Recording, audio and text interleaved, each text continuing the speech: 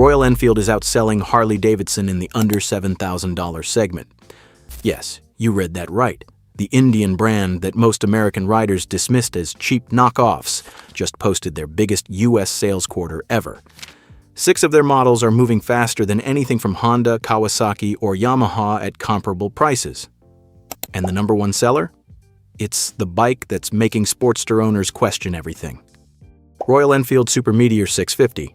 Let's start with the bike that's giving Harley dealers nightmares.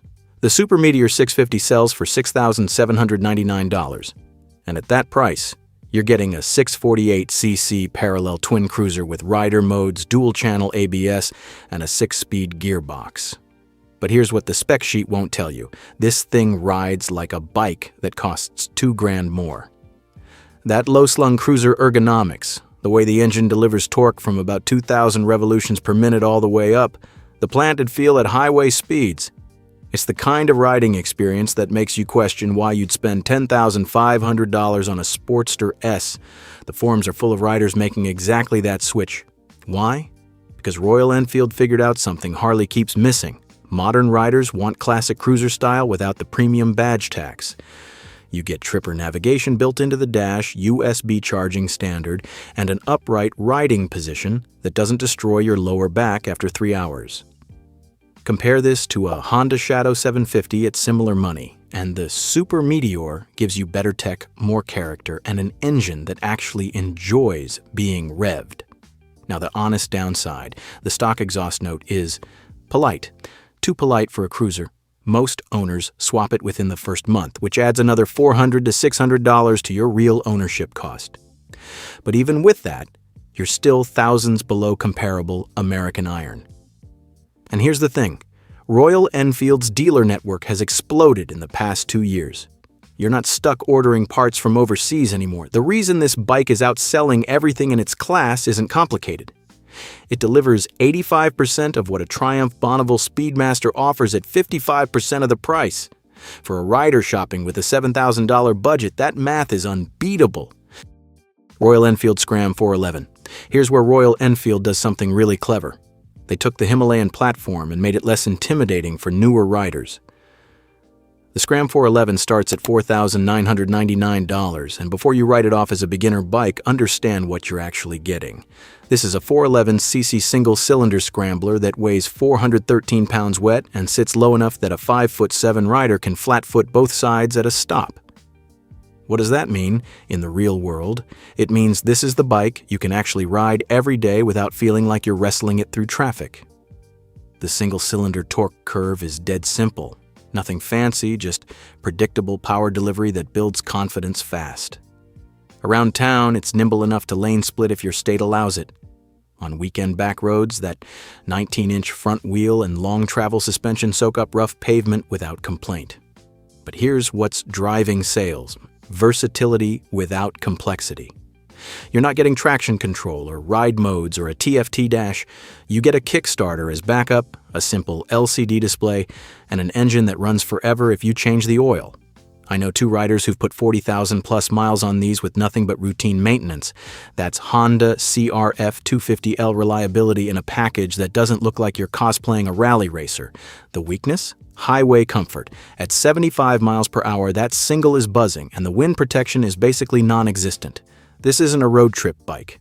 But for a $5,000 machine that handles commuting, weekend rides, and the occasional dirt road without breaking a sweat, show me the competition. The Kawasaki Z400 costs more and can't touch gravel. The KTM 390 Duke is a maintenance nightmare by comparison. If you're shopping for a first bike or a simple second bike that just works, this is the one most people walk past.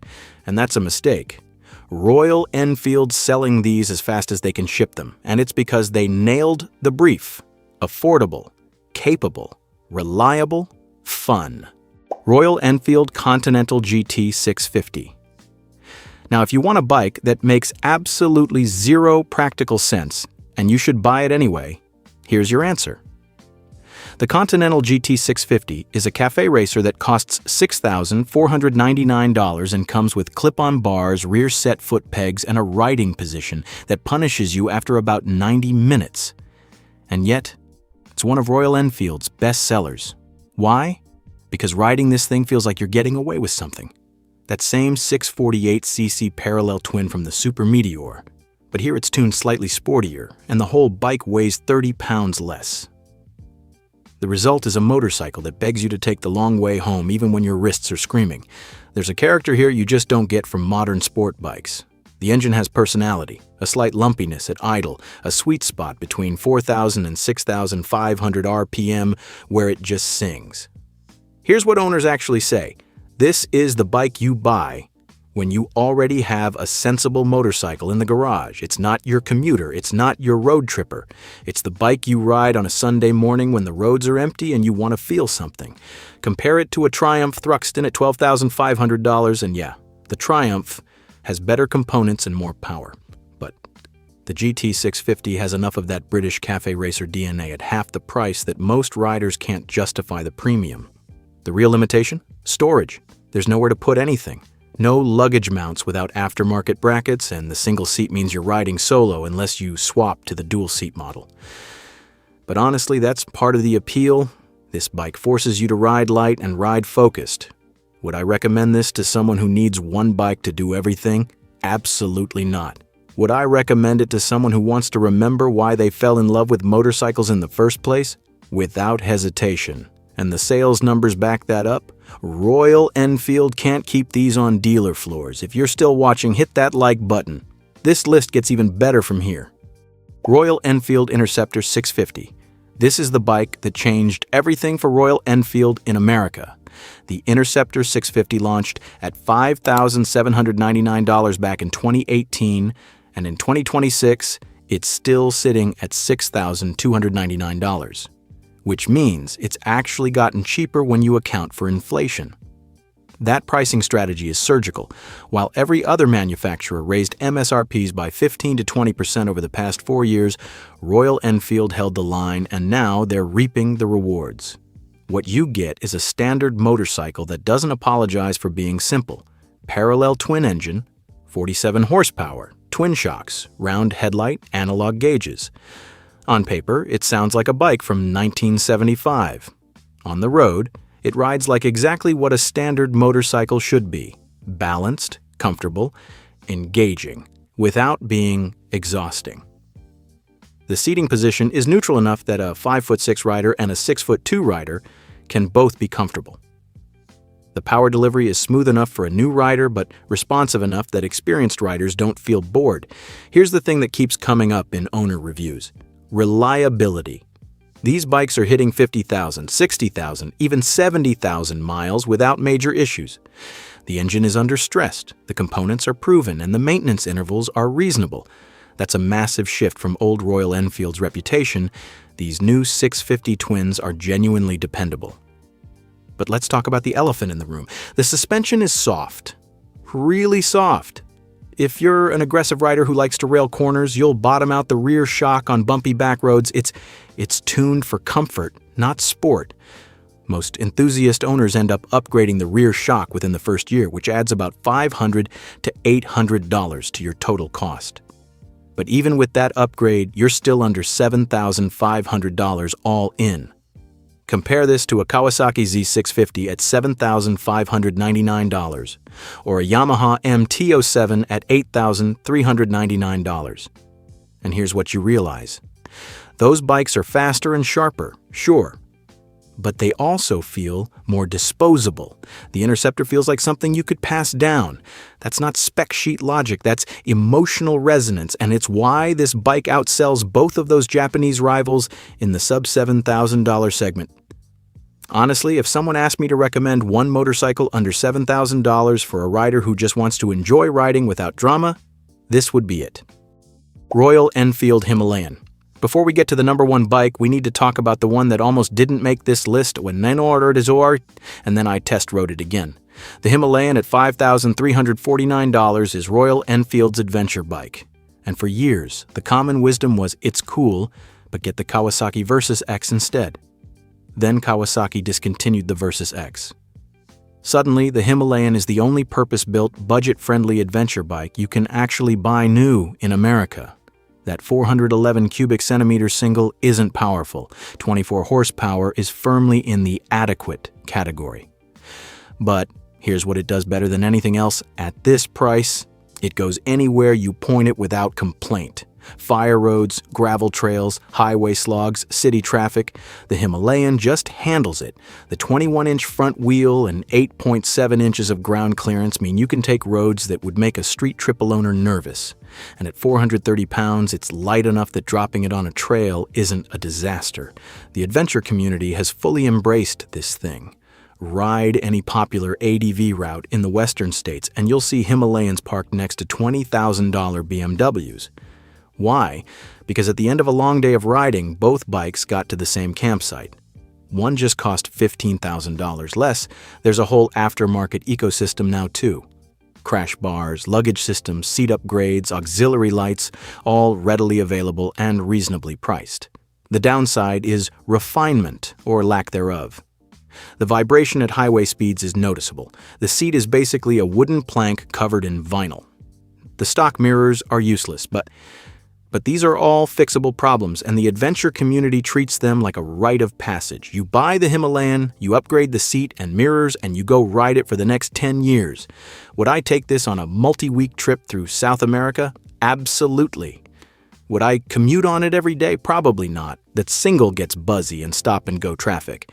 But for a rider who wants to explore without breaking the bank, this is the accessible entry point to adventure riding that didn't exist at this price until Royal Enfield created it.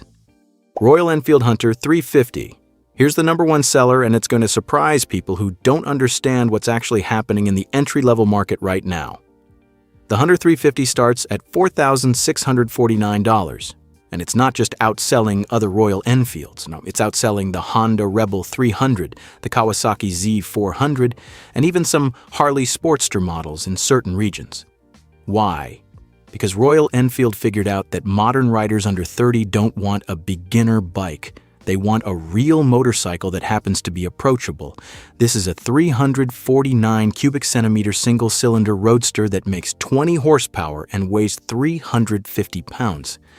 Those numbers sound underwhelming until you actually ride it.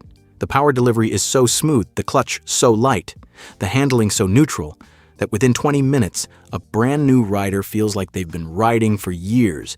But here's the genius move. It doesn't look like a beginner bike. The styling is retro roadster, the build quality is solid, and the fit and finish rivals bikes costing twice as much. Ask any riding instructor and they'll tell you the same thing. The hardest part of learning to ride is managing fear. The Hunter 350 removes that barrier. It's impossible to accidentally whiskey throttle yourself into a tree with 20 horsepower. It's impossible to drop it and do serious damage because it's so light. But it's also fast enough for highway riding, just barely. Torquey enough for two-up riding with a passenger, and stylish enough that you don't feel like you're riding a toy. The limitation? You'll outgrow it if you're an aggressive rider. After a year, if you're pushing it hard on mountain roads, you'll want more power. But here's the counterpoint. Most riders don't ride like that. Most riders want something reliable, affordable, and fun for weekend rides and errands. For that use case, the Hunter 350 is borderline perfect. And at $4,649, it's cheap enough that if you do outgrow it, you can sell it for minimal loss and move up. The reason this bike is the top seller isn't mysterious. Royal Enfield priced it to compete with used bikes. A rider shopping for a used Ninja 300 is looking at $3,500 to $4,500 for a bike with unknown history and 15,000 miles. Or they can buy a brand new Hunter 350 with a warranty for basically the same money. That's a no-brainer decision, and the sales numbers prove it. If I had $7,000 and could only pick one, I'd buy the Interceptor 650. Best all-around package, proven reliable, priced right. But if I wanted pure weekend fun, the Continental GT would be in my garage tomorrow. For teaching someone to ride, the Hunter 350 is unbeatable.